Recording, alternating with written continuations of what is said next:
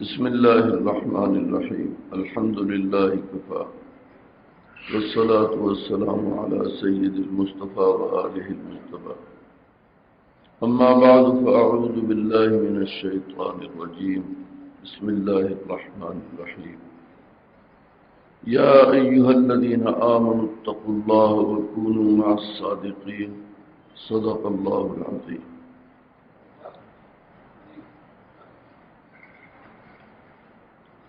اس آیت کے اوپر اس سے پہلے بھی کئی مرتبہ بیان ہو چکا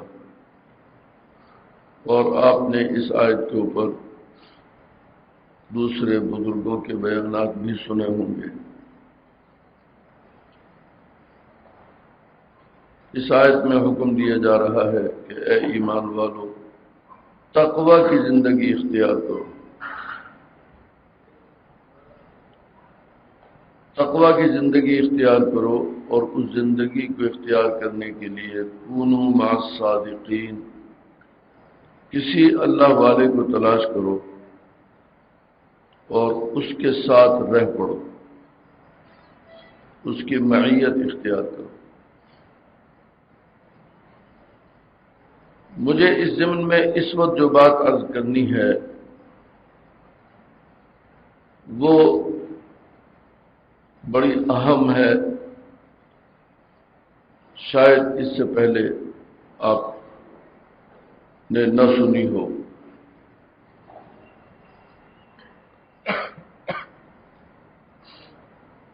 اتقوا اللہ، تقوی کی زندگی اختیار کرو، اس کا مطلب کیا ہے؟ تقوی کی زندگی سے کیا مراد ہے؟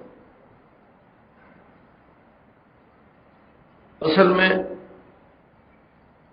اللہ تعالی نے انسان کو جو اعضاء اور جوارح عطا فرمائے ہیں، سر سے لے کر پیر تک، یہ تمام چیزیں اللہ تعالی کی نعمتیں بھی ہیں اور اللہ کی امانت بھی ہے۔ اس بات کو سمجھ لیجئے، ذہن نشین کر لیجئے کہ یہ چیزیں دماغ، آنکھیں، کان، ناک، زبان، ہاتھ، پیر، سارا وجود، یہ اللہ کی نعمتیں بھی ہیں اور اللہ کی امانتیں بھی ہیں۔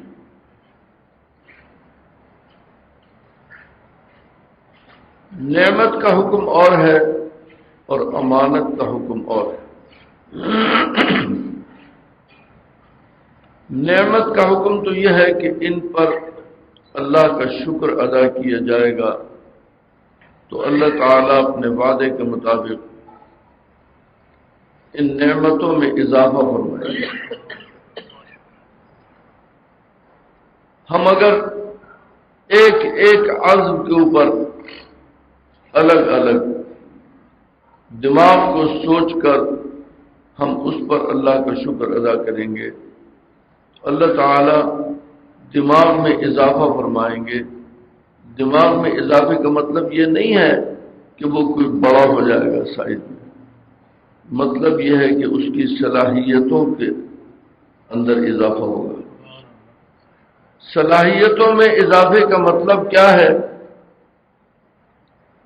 صلاحیتوں میں اضافے کا مطلب یہ ہے کہ دماغ کی سوچ بدل جائے گی،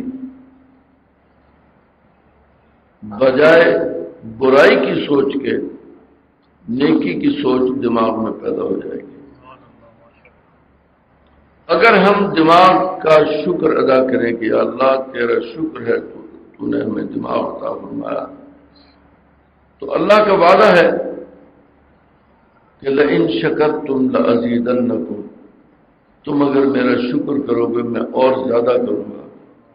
اور زیادہ کرنے کا مطلب یہ ہے کہ دماغ کی صلاحیتیں اور اس کی سوچ بدل جائے گی۔ برائی کی سوچ کم ہو جائے گی، نیکی کی سوچ زیادہ ہو جائے گی۔ برائی کی صلاحیتیں کم ہو جائیں گی، نیکی کی صلاحیتیں بڑھ جائیں گی۔ اسی طرح آنکھیں ہیں، اللہ تعالی کی نعمت ہے، اس نعمت پر اللہ کا شکر ادا کیا جائے۔ الحمدللہ اللہم لک الحمد ولک الشکر، اللہ نے آنکھیں عطا فرمائی ہیں، اندھا نہیں بنایا، بینائی کمزور نہیں ہے، لیکن اس بینائی کی صلاحیتوں میں مختلف صلاحیتیں ہیں۔ صرف دیکھنا بینائی ہے، لیکن اس دیکھنے کے زاویے الگ الگ ہیں۔ شہوت کی نظر سے دیکھنا،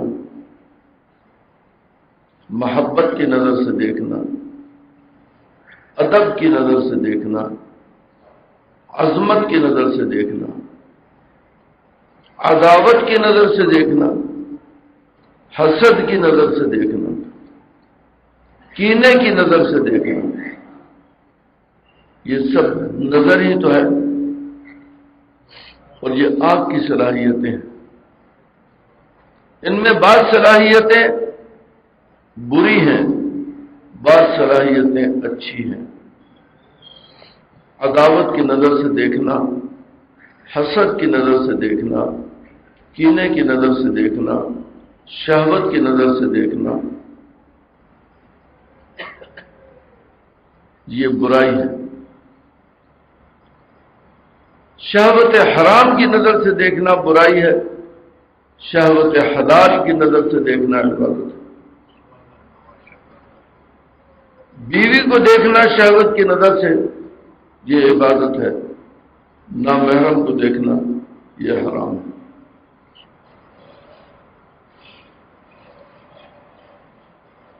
حسد کی نظر سے دیکھنا ناجائز ہے، غیبتے کی نظر سے دیکھنا جائز ہے۔ غیبتہ اور چیز ہے، حسد اور چیز ہے۔ حسد کی تعریف یہ ہے کہ آدمی یہ سوچے کہ یہ صلاحیت جو آپ کے اندر ہے وہ آپ سے چھن جائے، مجھے مل جائے، اسے حسد کہتے ہیں۔ غیبتہ یہ ہے کہ انسان یہ سوچے کہ جو صلاحیت آپ کو اللہ تعالیٰ نے عطا فرمائی ہے، آپ کو دینے والے بھی تو اللہ تعالیٰ ہیں، وہ جس طرح آپ کو یہ صلاحیت دے سکتے ہیں وہ مجھے بھی دے سکتے ہیں۔ اللہ تعالیٰ مجھے بھی یہ صلاحیت عطا فرما دے، یہ غبطے کی نظر ہے۔ غبطہ اور چیز ہے، حسد اور چیز ہے۔ حسد ناجائز ہے، غبطہ جائز ہے۔ محبت کی نظر سے دیکھنا اور عداوت کی نظر سے دیکھنا، محبت کی نظر سے دیکھنا عبادت ہے، اور عداوت کی نظر سے دیکھنا ناجائز ہے۔ عظمت کی نظر سے دیکھنا اور حقارت کی نظر سے دیکھنا، عظمت کی نظر سے دیکھنا عبادت ہے، اور حقارت کی نظر سے دیکھنا ناجائز ہے تو نظر، یہ سارے کام نظر کے ہیں۔ شکر کا مطلب یہ ہے، اگر ہم اس نعمت پر اللہ کا شکر کریں گے، اللہ تعالیٰ اس نعمت کی صلاحیتوں کی اصلاح فرمائیں گے، اور اس نعمت میں، اس آنکھ میں ناجائز اور حرام دیکھنے کی جو صلاحیت ہے وہ کمزور ہو جائے گی، اس کا تقاضا کمزور ہو جائے گا، اور نیکی کی جو صلاحیتیں ہیں وہ صلاحیتیں بڑھ جائیں گی۔ یہ ہے لَأَزِيدَنَّكُمْ اضافہ۔ اگر ہم شکر کریں گے تو اضافہ ہو۔ اضافے کا یہ مطلب نہیں ہے کہ نظر بہت دور تک چلی جائے گی، بہت بڑھ جائے گی، نظر کا زاویہ بدل جائے گا۔ جو نظر ناجائز اور حرام ہے اس کا تقاضا کمزور ہو جائے گا، اس پر قابو پانا آسان ہو جائے گا۔ جو نظر جائز ہے، حلال ہے، عبادت ہے، مباح ہے، اس کا تقاضا بڑھ جائے گا۔ اور زیادہ محبت آ جائے گی، اور زیادہ عظمت آ جائے گی، اور زیادہ شفقت آ جائے گی۔ سماعت ہے، کان ہے، اس کا کام ہے سننا، جو آواز بھی آئے گی وہ سنے گا، لیکن بعض آوازوں کو سننا ناجائز ہے، بعض باتوں کو سننا ناجائز ہے، بعض کا سننا جائز ہے۔ تلاوت کی آواز آ رہی ہو فاستمعوا له، اس کی طرف پوری توجہ ادھر لگا دو۔ یہ سننا فرض ہے، یہ سننا واجب ہے، اس کی فضیلت ہے۔ غیبت کہیں ہو رہی ہو مت سنو، یہ سننا ناجائز ہے۔ یہ غیر اختیاری بات ہے، آواز تو آئے گی، آدمی سنے گا۔ اگر اس نعمت پر اللہ تعالی کا شکر ادا کریں گے، اللہ کا وعدہ ہے لَأَزِيدَنَّكُمْ، میں زیادہ کروں گا۔ کیا مطلب زیادہ کرنے کا؟ سماعت بڑھ نہیں جائے گی۔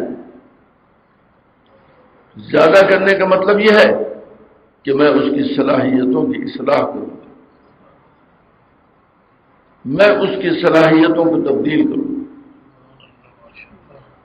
نیکی کو سننے کی جو صلاحیت ہے وہ بڑھ جائے گی، تقاضا بڑھ جائے گا، شوق بڑھ جائے گا، دھیان بڑھ جائے گا۔ برائی کو سننے کی جو صلاحیت ہے وہ کمزور ہو جائے گی، تقاضا کمزور ہو جائے گا، دھیان کمزور ہو جائے گا، آواز آئے گی ادھر التفات نہیں ہوگا۔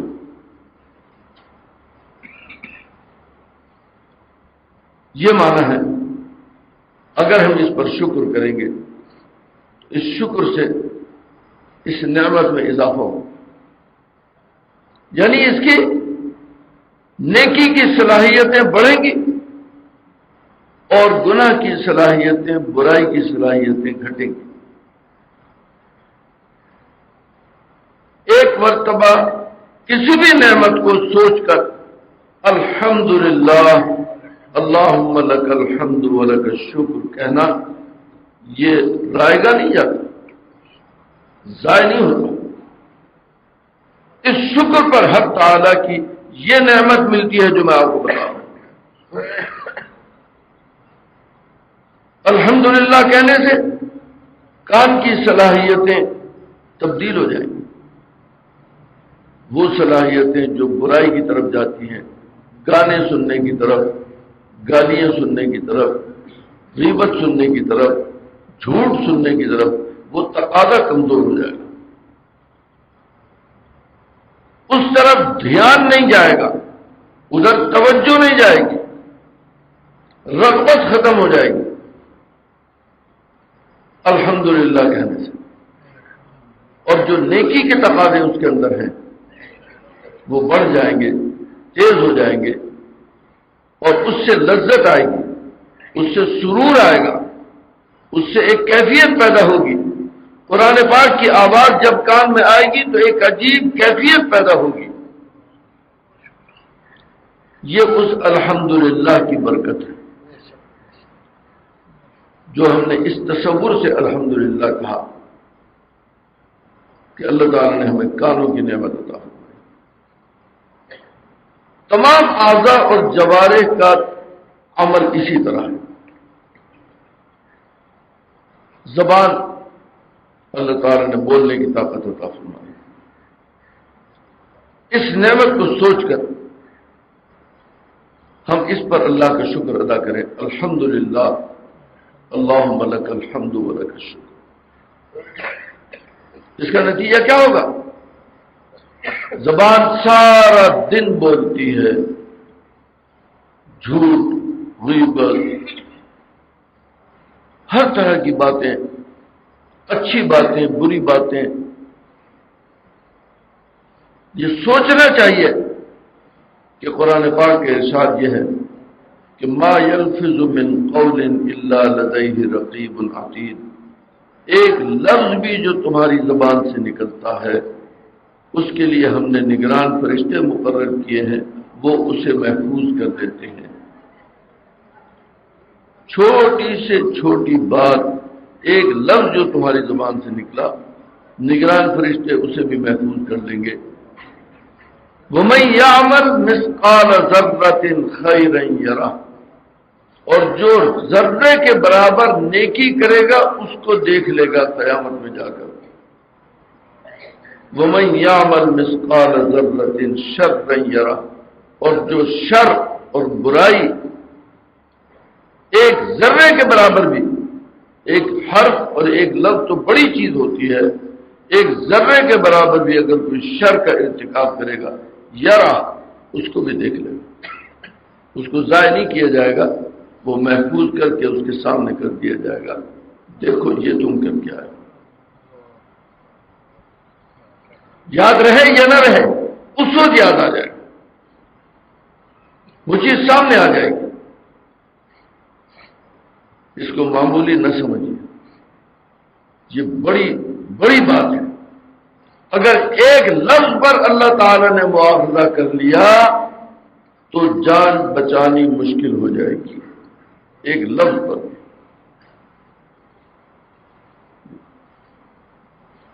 انبیاء علیہ السلام ان سے زیادہ مقدس اور پاکیزہ ہستی نہیں ہو سکتی۔ حدیث میں آتا ہے کہ میدان حشر ہوگا، تمام انبیاء علیہ السلام اور تمام امتیں جمع ہوں گی، شدید ترین گرمی ہوگی، حساب و کتاب کا انتظار ہوگا، کسی طرح حساب و کتاب ہو جائے، جلدی سے ہو جائے، جو بھی فیصلہ ہونا ہے جلدی سے ہو جائے۔ آدم علیہ السلام کے پاس جائیں گے، آپ ہماری سفارش کر دیجیے کہ اللہ تعالی حساب جلدی کر لے۔ توبہ توبہ توبہ، میں نہیں کر سکتا۔ آدم علیہ السلام فرمائیں گے میں نہیں کر سکتا، کیونکہ مجھ سے ایک غلطی ہو گئی۔ وہ غلطی کیا ہوئی کہ حق تعالی نے فرمایا کہ لا تقربا هذه الشجرة، اس درخت کے قریب مت جانا۔ میں نے اس کو استعمال کر لیا، قرآن نے اس کی برات بھی اعلان کر دی کہ فنسیا ولم نجد له عزما، بھول گئے، ہم نے ان کا ارادہ نہیں جانا۔ قرآن پاک نے وضاحت سے یہ بات کہہ دی، لیکن آدم علیہ السلام اس بات کے اوپر خوف زدہ ہوں گے۔ توبہ توبہ توبہ، میں تمہاری سفارش کروں؟ میں نہیں کر سکتا۔ ایک چھوٹی سی بات پر جس پر کوئی مواخذہ ابھی نہیں ہوا اور نہ ہوگا، لیکن وہ خوف زدہ ہے۔ ہم معمولی سمجھتے ہیں، ہم یہ سمجھتے ہیں بڑے سے بڑا گناہ کر کے کہ چھوڑو جی اللہ غفور الرحیم ہے۔ ذرا غور کریں اس بات پر کہ وہ چھوٹی سی بات کے اوپر لرز رہے ہیں، کانپ رہے ہیں، میں نہیں کہہ سکتا۔ جاؤ نوح علیہ السلام کے پاس جاؤ، ان سے کہو وہ تمہاری سفارش کریں گے۔ لوگ نوح علیہ السلام کے پاس آئیں گے، آپ آدم ثانی ہیں، آپ کو اللہ نے نبی اور رسول بنایا ہے، آپ پر کتاب اور شریعت نازل ہوئی ہے، آپ ہماری اتنی سی سفارش کر دیں کہ حساب کتاب جلدی ہو جائے۔ کوئی بڑی سفارش نہیں، کوئی یہ نہیں کہ ہم سے حساب ہی نہ لیا جائے، ہمیں بالکل معاف کر دیا جائے، یہ بات نہیں ہے، صرف اتنا کہ حساب کتاب کا معاملہ جلدی ہو جائے۔ نوح علیہ السلام فرمائیں گے نہ بھائی، توبہ توبہ توبہ، نفسی نفسی نفسی، مجھے تو اپنی فکر ہے، میں کیسے کہہ دوں؟ مجھ سے اگر سوال ہوگا کہ تو سفارش لے کر آ، پہلے تو اپنا تو جواب دے، کیا کس بات کا جواب؟ کہ اللہ تعالی نے 950 سال تک تبلیغ کا حکم دیا، 950 سال تبلیغ کی، اور قوم ایمان نہیں لائی، تو اللہ سے درخواست کی کہ مجھے ان کے لیے بد دعا کرنے کی اجازت دے دی جائے۔ اللہ تعالی نے اجازت دی تو بد دعا کی۔ وہ بد دعا کا جملہ کیا ہے؟ رب لا تذر علی الارض من الکافرین دیارا، اے اللہ کافروں کے لیے کوئی جگہ رہائش کی، ان کا کوئی مکان، کوئی آبادی، کوئی مسکن باقی نہ چھوڑ، سب ختم کر دے۔ اللہ کی اجازت سے بد دعا کی ہے، اللہ کی اجازت سے کی ہے تو یہ گناہ تو نہیں ہے۔ اگلا جملہ اس بد دعا کے بعد ایک جملہ اور کہہ دیا۔ بد دعا تو اس جملے میں پوری ہو گئی، ایک جملہ اور کہہ دیا، انک ان تذرہم یضلوا عبادک ولا یلدوا الا فاجرا کفارا، اگر تو نے ان کو چھوڑ دیا تو یہ تیرے بندوں کو گمراہ کریں گے، ولا یلدوا الا فاجرا کفارا، اور ان سے کوئی اولاد ایسی پیدا نہیں ہوگی جو نیک اور صالح ہو، فاجر ہوں گے، کفار کفر کرنے والے ہوں گے۔ اس بات پر نوح علیہ السلام کہہ رہے ہیں کہ مجھے یہ اندیشہ ہے، کہہ تو دیا، کہنے کے بعد احساس ہوا کہ میں نے یہ کیا کہہ دیا، میں نے یہ کیا کہہ دیا، کیوں کہہ دیا؟ مجھے علم غیب ہے کہ ان کی اولاد مسلمان نہیں ہوگی، ان کی نسل میں کوئی مسلمان پیدا نہیں ہوگا۔ مجھے علم غیب ہے کہ کل کو یہ کفر ہی پھیلائیں گے، ایمان نہیں لائیں گے۔ علم غیب تو نہیں ہے، تو میں نے یہ جملہ کیوں کہا؟ اس بات پر خوف زدہ ہیں۔ ایک جملہ زبان سے نکل گیا، اس بات پر خوف زدہ ہے۔ بھائی میں تمہاری سفارش نہیں کر سکتا، اگر آج مجھ سے سوال ہو گیا کہ تو نے یہ کیوں کہا تھا بتا، پہلے تو اپنا تو جواب دے، تو میں کیا جواب دوں؟ جاؤ ابراہیم کے پاس جاؤ،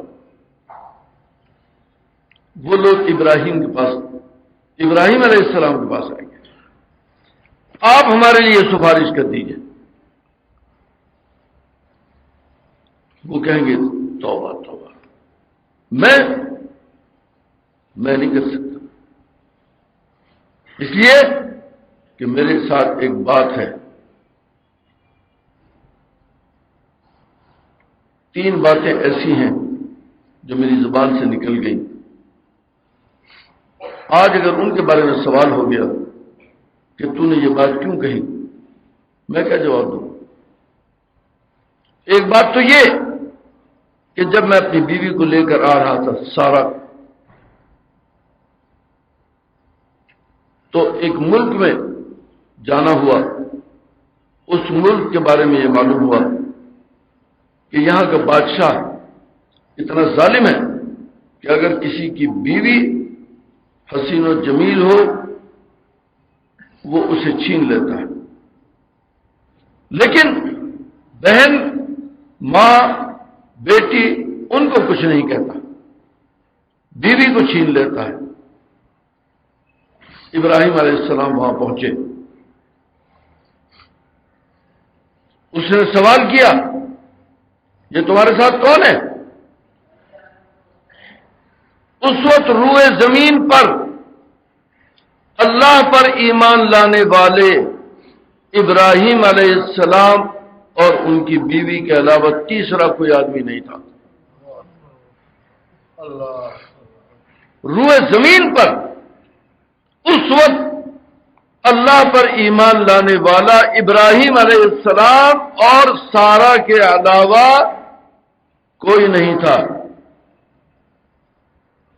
اور اللہ کا قانون ازلی ہے، انما المؤمنون اخوۃ، ایمان لانے والے آپس میں بھائی ہیں، بہن بھائی ہیں۔ اب بتائیے اس قانون کے مطابق سارا بہن ہوئی کہ نہ ہوئی؟ جی، ایمان لانے والے ایمان کے رشتے میں سوائے سارا کے اور کوئی نہیں ہے۔ ابراہیم علیہ السلام نے کہا میری بہن ہے، اور سارا کو بھی یہ بات سمجھائی کہ تجھ سے اگر کہیں، سوال کریں تو کہنا میرے بھائی ہیں۔ کیوں صاحب یہ جھوٹ تھا؟ ذرا سوچئے۔ ابراہیم علیہ السلام فرما رہے ہیں کہ آج اگر اللہ نے مجھ سے سوال کر لیا کہ تو نے یہ جملہ کیوں کہا تو میں کیا جواب دوں گا؟ میں نہیں تمہاری سفارش کر سکتا۔ جاؤ موسیٰ علیہ السلام کے پاس جاؤ۔ یہ چھوٹی چھوٹی باتیں ہیں یہ، اور وہ خوف زدہ ہیں۔ اتنے بڑے نبی اور پیغمبر، جلیل القدر نبی اور پیغمبر، جن کے لیے حق تعالی نے معافیوں کے اعلان کیے ہوئے ہیں، وہ خوف زدہ ہیں۔ ایک جملہ جو زبان سے نکل گیا وہ غلط نہیں ہے، لیکن میں نہیں کہہ سکتا بھائی، میں تمہاری سفارش نہیں کر سکتا، تم جاؤ دوسرے نبی اور پیغمبر کے پاس جاؤ، میں تمہاری سفارش نہیں کر سکتا۔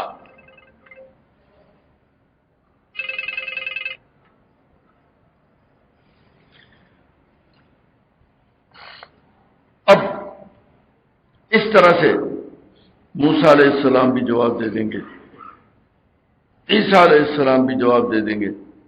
جاؤ نبی کریم صلی اللہ علیہ وسلم کے پاس۔ جب نبی کریم صلی اللہ علیہ وسلم کے پاس آئیں گے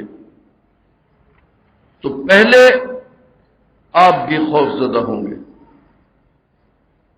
کہ میں تمہاری سفارش نہیں کر سکتا۔ بعد میں اللہ تعالی کی طرف سے جب حکم ہوگا تو آپ سفارش کے لیے سجدے میں گر جائیں گے۔ ویسے نہیں کہیں گے، زبان سے نہیں کہیں گے، سجدے میں گر جائیں گے۔ جب سجدے میں گریں گے تو حق تعالی کی طرف سے ارشاد ہوگا ارفع رأسک واشفع تشفع، سر اٹھاؤ اور شفاعت کرو، تمہاری شفاعت کو قبول کیا جائے گا۔ اللہ کی طرف سے اعلان ہوگا اے محمد صلی اللہ علیہ وسلم ارفع رأسک، سر اٹھاؤ اور شفاعت کرو، تمہاری شفاعت کو قبول کیا جائے گا۔ تب نبی کریم صلی اللہ علیہ وسلم سر اٹھائیں گے اور شفاعت کریں گے۔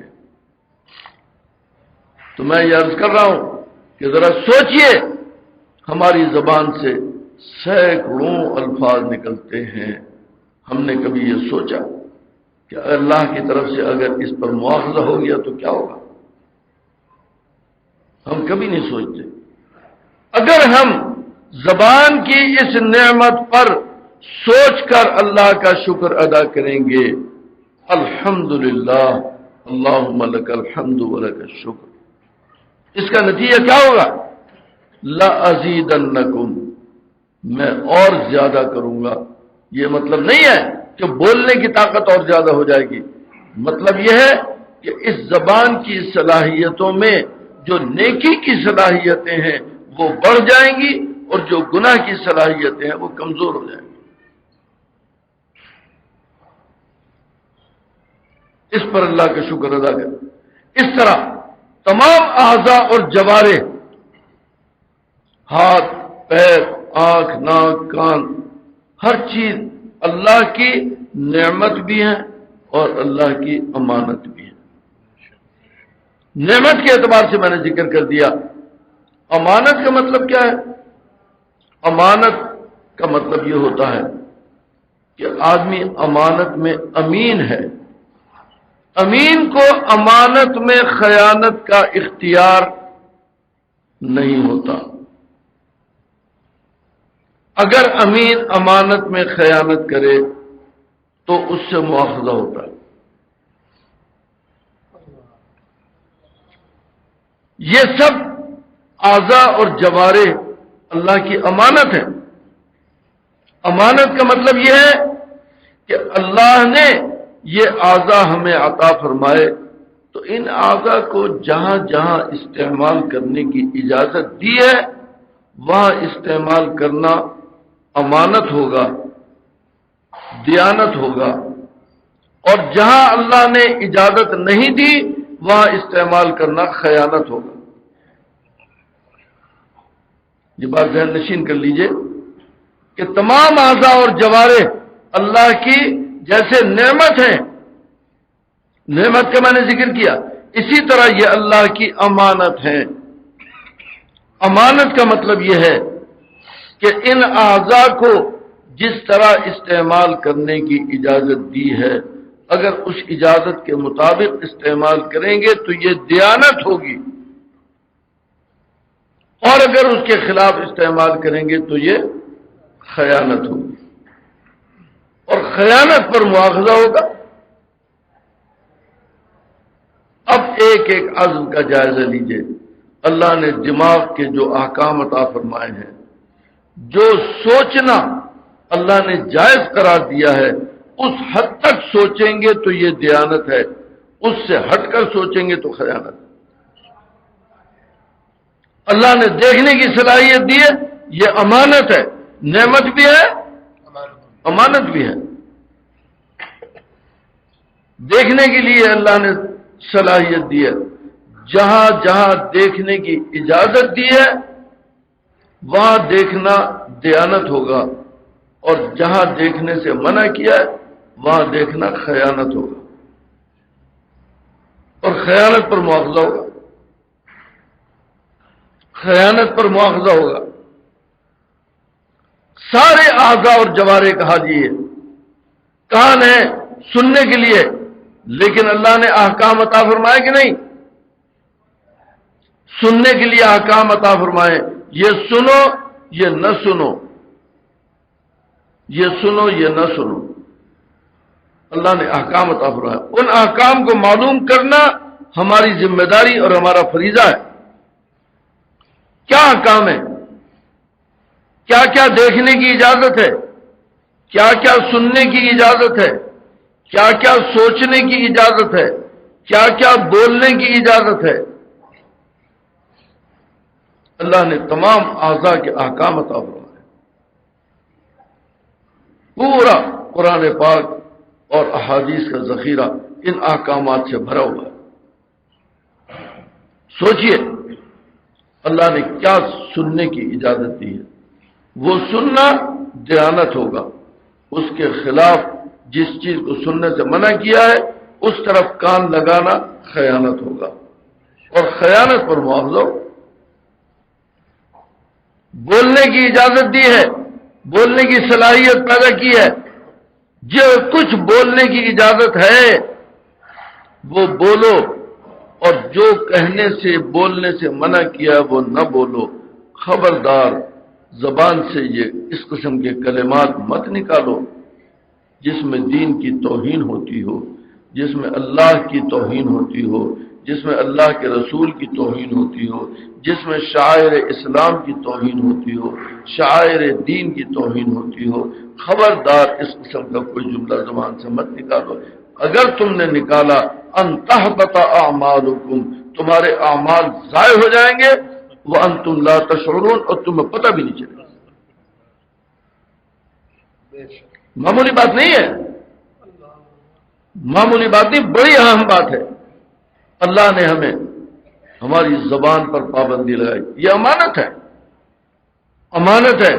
جہاں اللہ نے جو کچھ بولنے کی اجازت دی ہے اتنا بولیں گے تو یہ دیانت ہے، اور اگر وہ بولیں گے، وہ الفاظ زبان پر آئیں گے جن کو اللہ نے منع کیا تو یہ خیانت ہے۔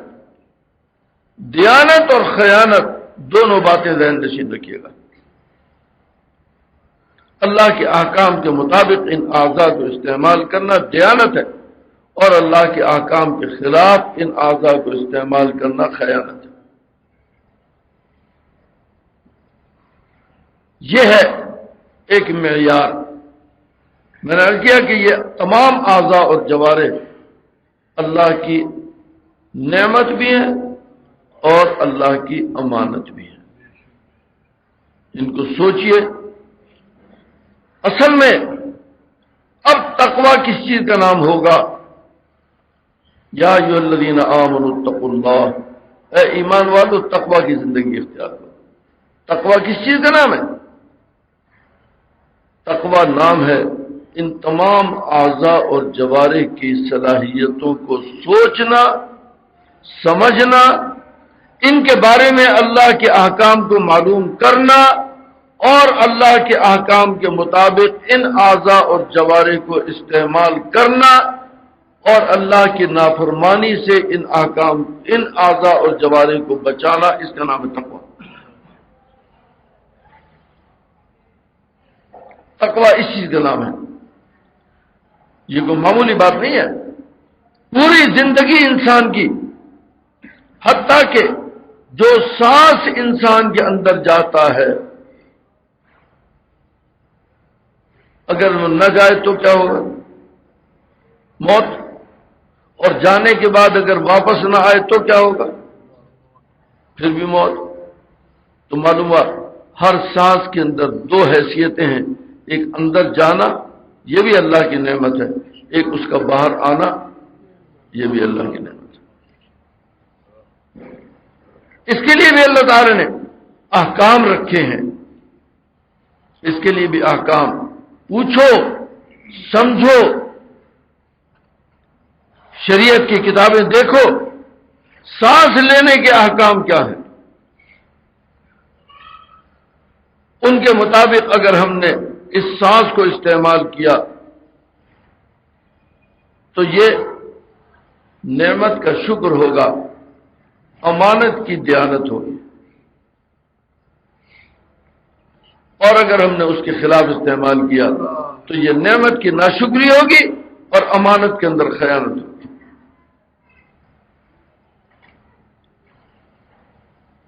یہ وہ نظام ہے جس نظام کو تقوی سے تعبیر کیا جا رہا ہے۔ یا ایھا الذین آمنوا اتقوا اللہ، اے ایمان والو تقوی کی زندگی اختیار کرو۔ اتقوا اللہ، اللہ کا تقوی اختیار کرو، ہر فرض کے ذمہ لازم ہے۔ کونوا مع الصادقین، کونوا مع الصادقین، کسی اللہ والے کو تلاش کرو اور اس سے تعلق قائم کرو۔ ہم لوگ یہ بات نہیں ہے کہ ہم بالکل نہیں کرتے، نہیں، تعلق قائم کرتے ہیں، لیکن تعلق قائم کرنے کا مقصد کیا ہے؟ کونوا مع الصادقین کیوں فرمایا جا رہا ہے؟ اس تقوی کے لیے۔ اگر تم صادقین کے ساتھ رہو گے، ان سے تقوی سیکھو، ان سے سوال کرو، تقوی سیکھو اور سیکھ کر اس تقوی کو اپناؤ، اس کو اختیار کرو، تاکہ تمہاری زندگی ایمان کامل اور تقوی کامل کی زندگی بنے۔ کونوا مع الصادقین، کسی اللہ والے کو تلاش کرو، ایک اللہ والے کو تلاش کرو۔ ہر انسان کے ذمے ایک اللہ والے کو تلاش کرنا اور اس سے اپنا تعلق قائم کرنا اور اس سے تربیت اور اصلاح کا یہ نظام سیکھنا، تقوی کا نظام سیکھنا فرض ہے۔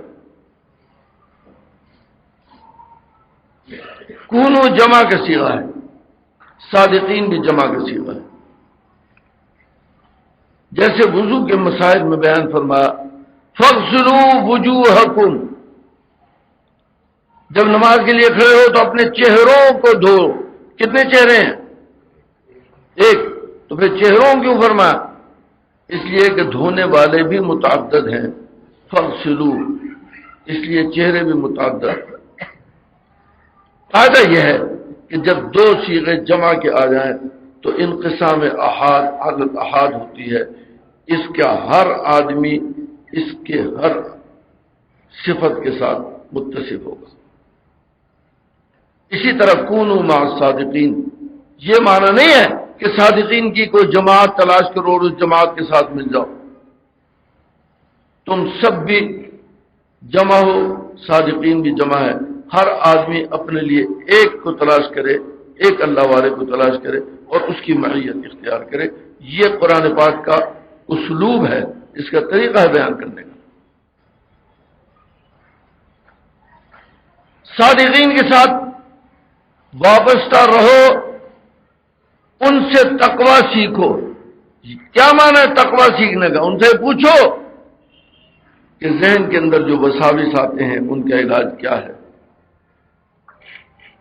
برے خیالات جو آتے ہیں ان کو نکالنے کا طریقہ کیا ہے. ان سے پوچھو کہ یہ آنکھیں جو بہک رہی ہیں ان کے لیے احکام کیا ہیں، کیا دیکھنا جائز ہے، کیا ناجائز ہے، کیا سننا جائز ہے، کیا ناجائز ہے، کیا بولنا جائز ہے، کیا ناجائز ہے. ہاتھوں کے اعمال کون سے جائز ہیں، کون سے ناجائز ہیں. یہ ان سے سوال کرو. ہمارا حال یہ ہے کہ ہم جب کسی سے تعلق قائم کرتے ہیں، کسی اللہ والے سے، ہم اس سے پوچھتے ہیں کہ وہ کوئی بخار کا تعویذ، کوئی سحر کا سا اثر ہے اس کا کوئی تعویذ دے دیجئے، کوئی کاروبار کی ترقی کے لیے تعویذ دے دیجئے. ہمارا تعلق صرف تعویذوں کی حد تک ہوتا ہے، صرف تعویذوں کی حد تک ہوتا ہے. عملیات بتا دیجئے، کوئی وظیفہ بتا دیجئے، پریشان ہوں، مقدمات میں الجھا ہوا ہوں، کوئی وظیفہ بتا دیجئے. گھر میں جھگڑے ہیں، میاں بیوی میں نا اتفاقی ہے، کوئی بیوی کو رام کرنے کا وظیفہ بتا دیجئے. ساس سے لڑائی ہوتی ہے، کوئی ساس کو رام کرنے کا وظیفہ بتا دیجئے. ہمارا تعلق شیخ سے صرف اس حد تک ہوتا ہے. جی، کاروبار نہیں چل رہا، اس کی ترقی کے لیے کوئی وظیفہ بتا دیجئے. بے روزگاری ہے، کوئی نوکری نہیں مل رہی، کوئی ایسا وظیفہ بتا دیجئے کہ جہاں میں یہ کمن ڈالوں وہاں سے کھینچ کے لے آؤں، رزق کھینچ کے لے آؤں. ہمارا تعلق مشائخ سے صرف اس حد تک ہے. ان کی خدمت میں جاتے ہیں، مشائخ کی خدمت میں ان کی تعریف کے قلابے لگاتے ہیں، آسمان تک آپ ایسے ہیں، آپ ویسے ہیں، آپ یوں ہیں، صاحب کشف ہے، صاحب کرامات ہے. میں فلاں بزرگ کے پاس گیا تھا، وہاں تو یوں ہوتا ہے، وہاں یوں ہوتا ہے. شیخ کی خدمت میں بیٹھ کر دوسرے بزرگوں کی غیبت کی جاتی ہے اور ان کے پترے کھولے جاتے ہیں. جی، ہمارا تعلق صرف اس حد تک ہے. بزرگوں سے تعلق جن لوگوں نے قائم کیا، جو لوگ مرید ہو گئے، جنہوں نے اصلاحی تعلق قائم کر لیا، انہیں اس بات کی فکر نہیں ہے کہ اصلاح کس چیز کا نام ہے. اعمال ظاہرہ، اعمال باطنہ، اخلاق ظاہرہ، اخلاق باطنہ، احوال ظاہرہ، احوال باطنہ. ان سب چیزوں سے ہمیں یہ پرواہ نہیں ہوتی کہ اعمال ظاہرہ کے اندر نماز، روزہ، حج، زکوٰۃ، یہ اعمال ظاہرہ ہیں. نماز، کبھی ہم نے یہ سوچا ہو کہ میری نماز کیسی ہے، میں جو نماز پڑھتا ہوں وہ نماز ہے بھی کہ نہیں؟ کہ ایسا تو نہیں کہ میں ہی اس کو نماز سمجھ رہا ہوں. جی، عجیب حال ہے. ہمارے شیخ، آخری شیخ حضرت مولانا شاہ ابرار الحق صاحب نور اللہ مرقدہ، آخری زمانے میں ان کے اوپر جو حال طاری تھا وہ سنتوں کے اہتمام کا حال طاری تھا. ہر بات میں سنت کا اہتمام، سنت کا اہتمام. نماز کے اندر خاص طور پر نماز میں، وضو میں، اذان میں، تکبیر میں، غسل میں سنتوں کا اہتمام. اس کا تعلق کوئی باطنی معاملات سے نہیں ہے، یہ اعمال ظاہرہ کی باتیں ہیں.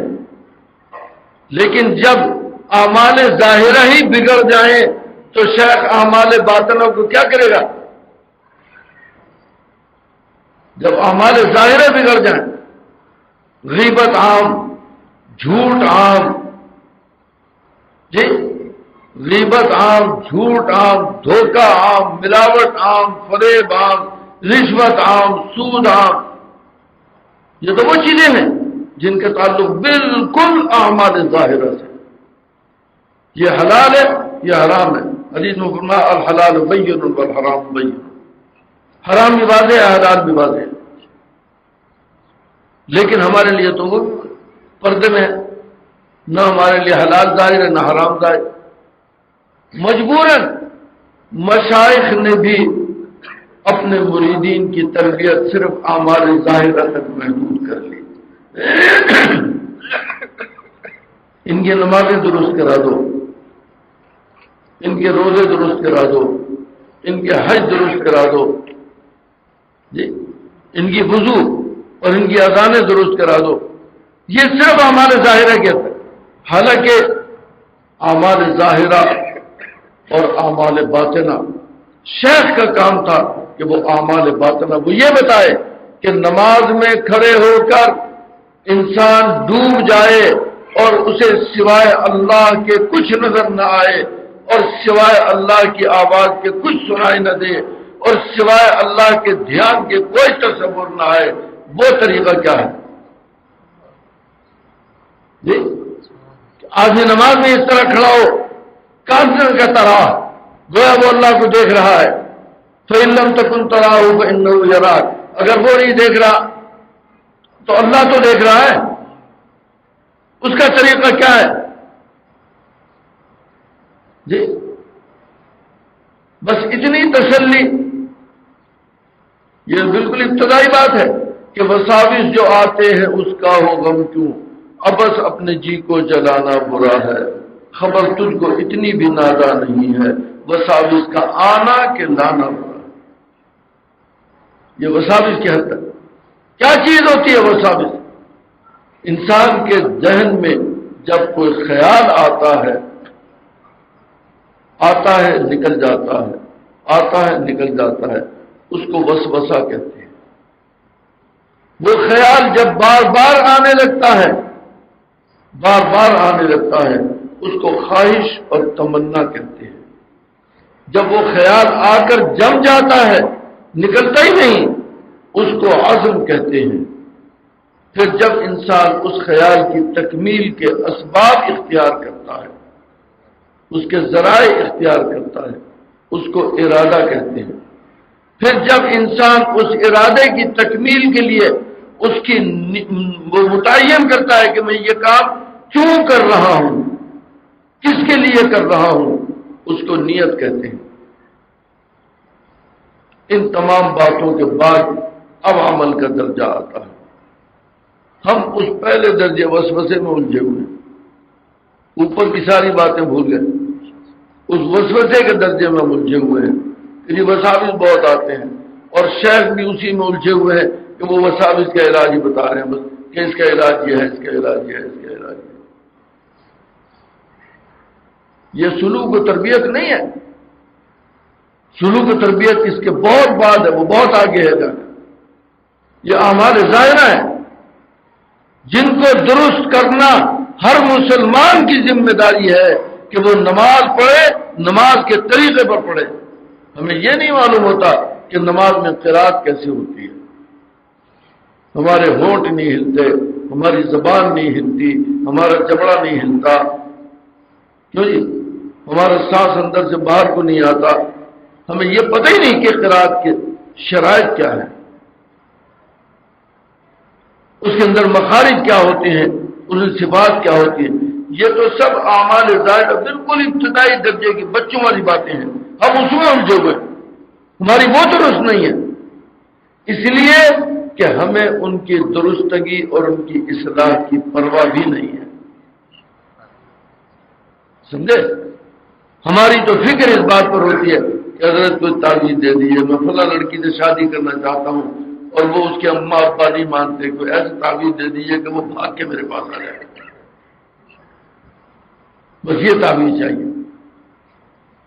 کاروبار کرنا چاہتا ہوں، کاروبار میں جس چیز میں ہاتھ ڈالتا ہوں وہ مٹی بن جاتی ہے، آپ کو ایسا تعویذ دے دیجئے کہ مٹی میں بھی ہاتھ ڈالوں تو سونا بن جائے.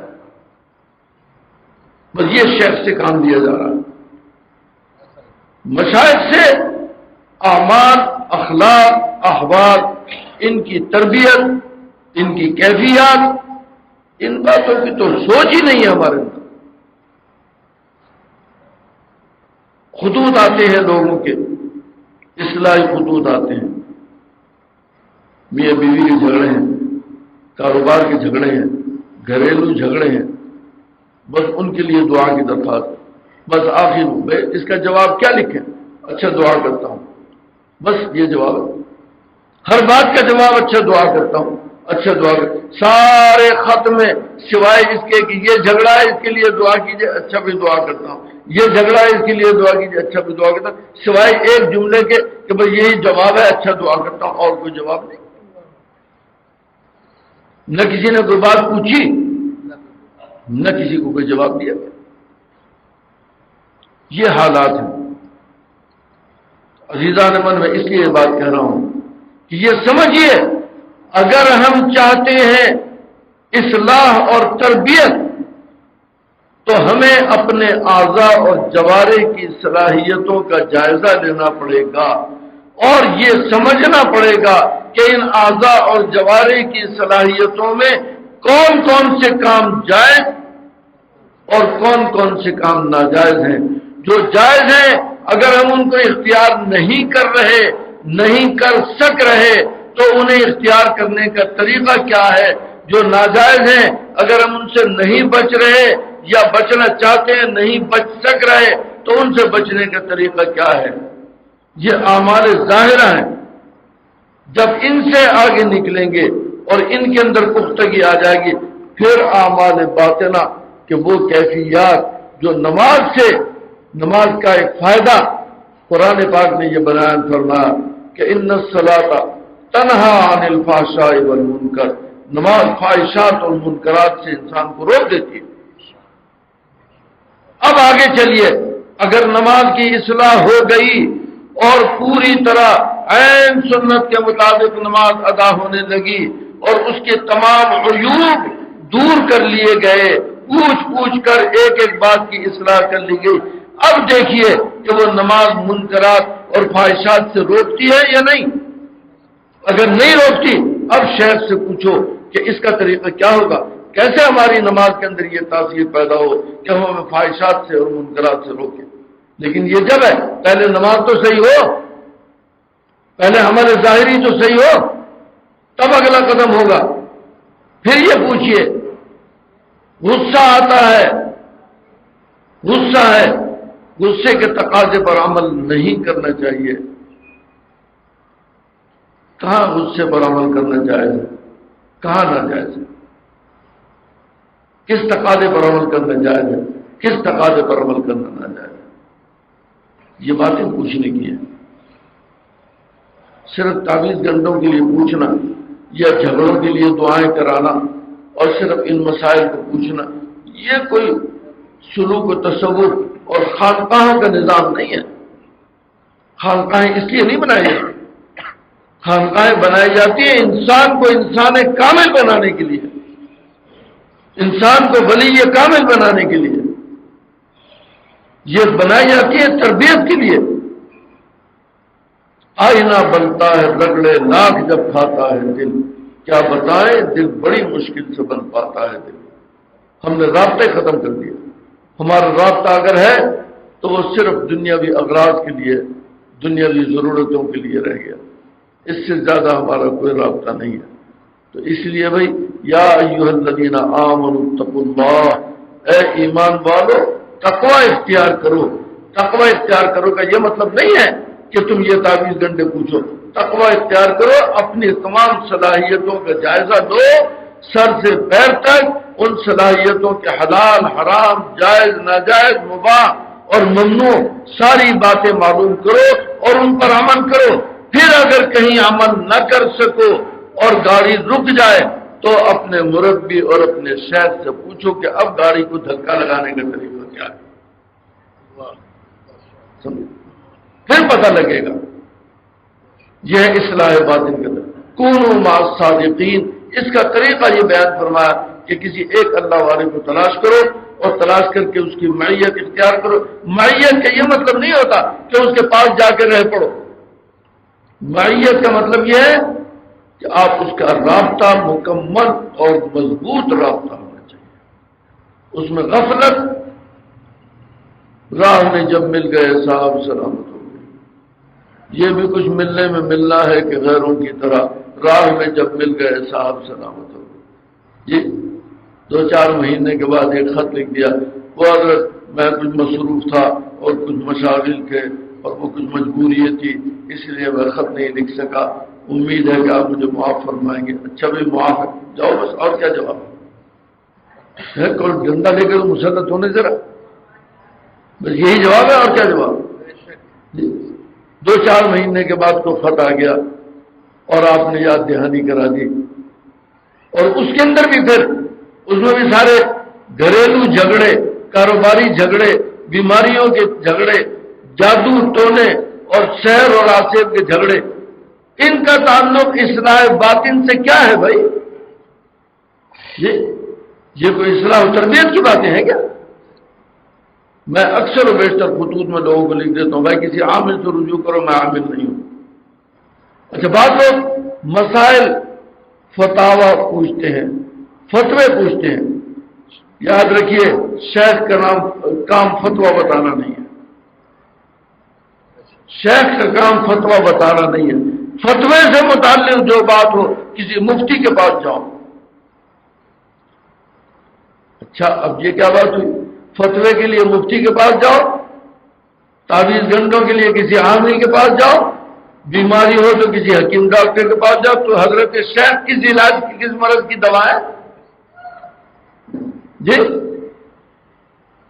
نہ وہ مرض معلوم نہ اس کی دوا معلوم کہ حضرت شیخ کس مرض کی دوا. وہ تو میں بیمار ہوں، مسلسل بیمار ہوں، کوئی دوا بتا دیجئے. کوئی جادو ٹونا ہے، کوئی اس کا علاج بتا دیجیے. اس میں وہ یا حکیم صاحب ہیں یا ڈاکٹر صاحب ہیں، یا کوئی عامل بنا لو یا اسے مفتی سمجھ لو. بس یہ کام ہے حضرت شیخ کا. اصلاح باطن سے متعلق باتیں نہ ہمیں معلوم اور نہ ان کو معلوم کرنے کی فکر، نہ ان کی اصلاح کی فکر. یہ سارا نظام ہے. اس لیے ملک میں خانقاہیں ختم ہو گئی. ملک میں خانقاہوں کا تصور صرف یہ رہ گیا کہ وہ کوئی مزار ہے، اس کے قریب قوالی ہو رہی ہے، ڈول ڈمکے ہو رہے ہیں، لوگوں کو حال آ رہے ہیں اور وہاں چڑھاوے چڑھائے جا رہے ہیں. یہ خانقاہوں کا تصور ہے. وہ جو سلوک اور تصوف کی باتیں، تربیت اور اصلاح کی باتیں، انسان کو انسان بنانے کی باتیں، انسان کو گھڑنے کی باتیں تھی، وہ ساری باتیں یکسر ختم ہو گئی. یہ اس لیے عرض کر رہا ہوں کہ ذرا سوچئے اس بات کو اور اپنی اصلاح کی فکر کیجئے. اس لیے کہ اصلاح، تقویٰ کی زندگی اختیار کرنا ہم پر لازم اور فرض کیا گیا ہے. اور ابھی الحمدللہ ایسے حضرات موجود ہیں جو اصلاح اور تربیت کی خدمت انجام دے سکتے ہیں.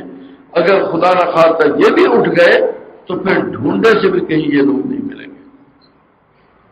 اس لیے اس کی قدر کیجئے.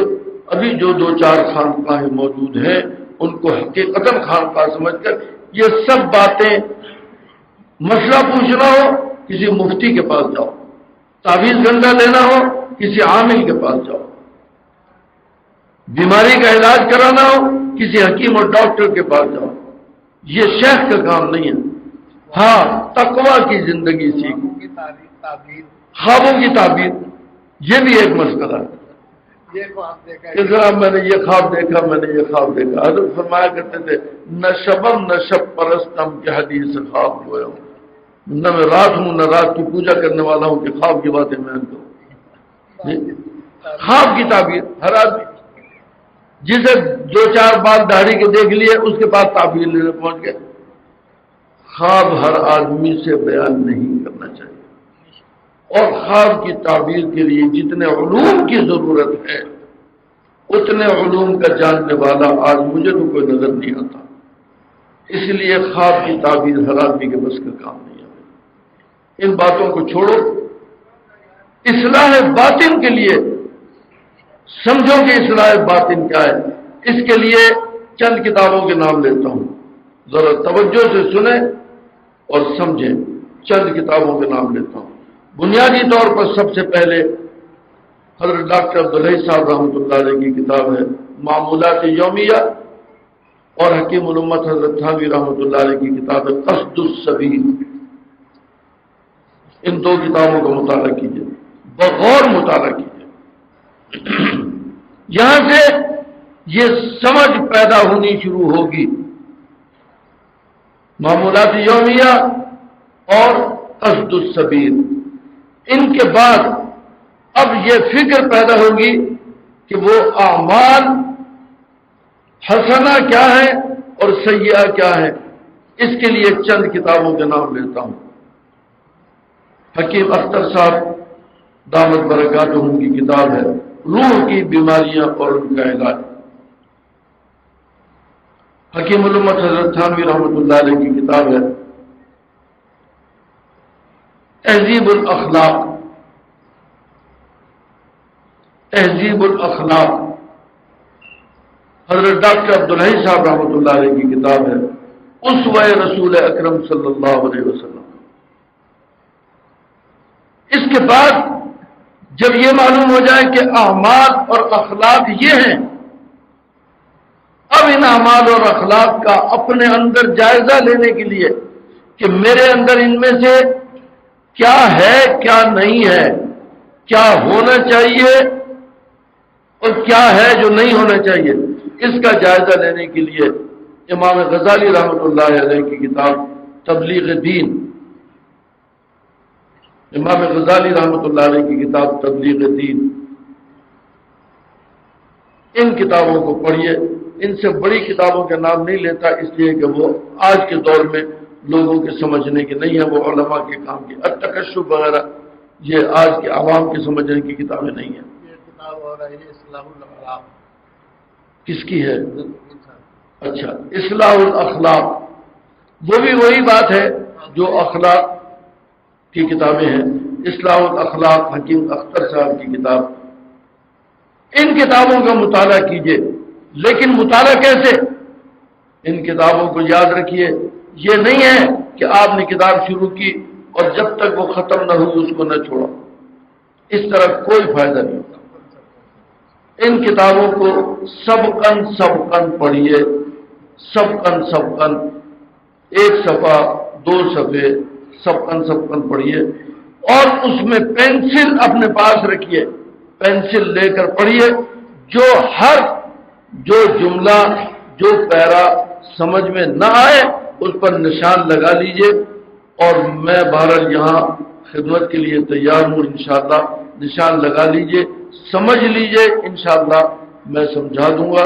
جو بات میری سمجھ میں نہیں آئے گی وہ بڑوں کے حوالے کر دوں گا, ان سے سمجھ لیجئے.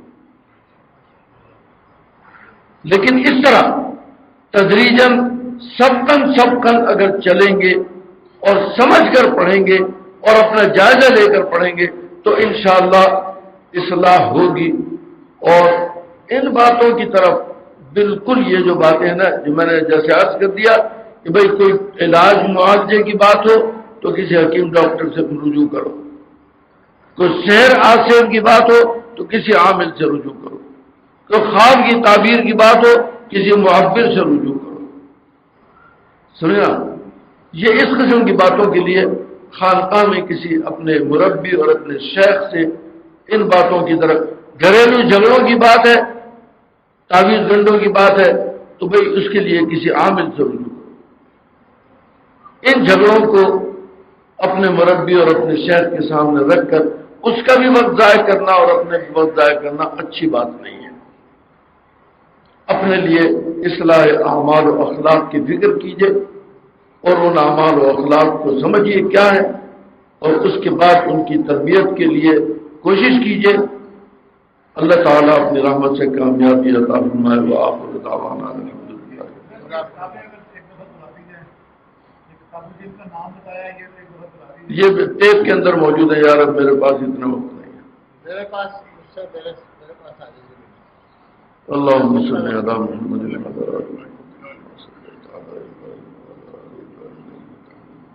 اللهم اغفر لنا ما تحب وترضى وتغفر اللہ يا حي يا قيوم برحمتك نستغيث لنا شأننا كله ولا تكلنا إلى أنفسنا طرفة عين. ربنا آتنا في الدنيا حسنة وفي الآخرة حسنة وقنا عذاب النار. وصلى الله تعالى على خير خلقه محمد وآله وأصحابه أجمعين برحمتك يا أرحم.